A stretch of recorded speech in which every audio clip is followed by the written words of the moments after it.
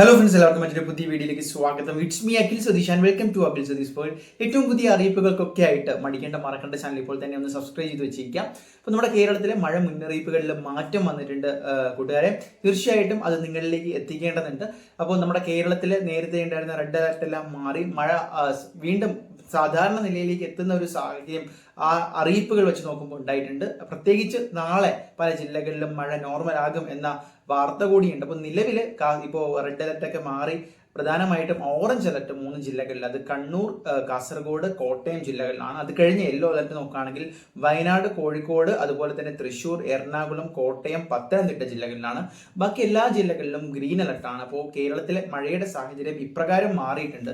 ഇനി വിദ്യാർത്ഥികൾ ഒരുപാട് പേര് അവരവരുടെ ജില്ല കമന്റ് ചെയ്തുകൊണ്ട് മഴയുടെ സാഹചര്യമൊക്കെ നമ്മുടെ വീഡിയോയുടെ കമന്റുകളായിട്ട് രേഖപ്പെടുത്തുന്നത് ശ്രദ്ധിച്ചു. അപ്പോൾ നിലവിൽ കളക്ടർമാരുടെ ലെവലിൽ ഒരു ജില്ലയ്ക്ക് പ്രത്യേക അവധികൾ മഴയുമായി ബന്ധപ്പെട്ട് ഇതുവരെയും വന്നിട്ടില്ല.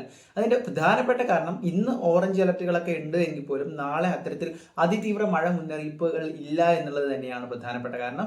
എന്നാലും മലയോര മേഖലാ പ്രദേശങ്ങളിൽ പ്രത്യേക ജാഗ്രതാ നിർദ്ദേശം നൽകിയിട്ടുണ്ട്. ഈ മഴയുമായി ബന്ധപ്പെട്ട വ്യാപക നാശനഷ്ടവുമായി വാർത്തകൾ നമ്മൾ ഇന്ന് കേട്ടതുമാണ്.